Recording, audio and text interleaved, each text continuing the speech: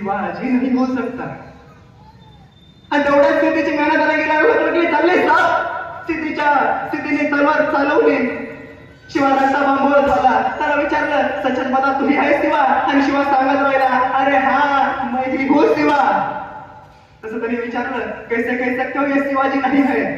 तसं तो म्हणला हुजूर मी शिवाजीला ओळखतो.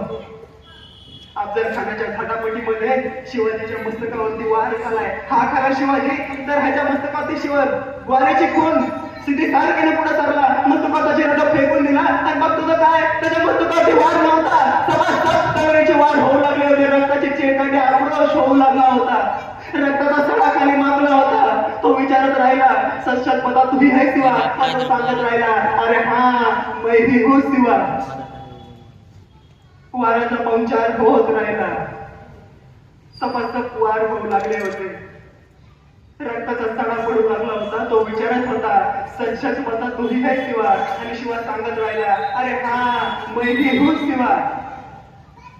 आज तुला या शिवा काशीची छाती फोडता आले नाही. तू काय माझ्या राजाची पाठ करणार. सोडून दे अरे जन्माला जरी शिवा काशीत म्हणून आला असलो तरी भारताला शिवाजी राजा म्हणून म्हणतोय. हे भाग्य काय कमी आहे.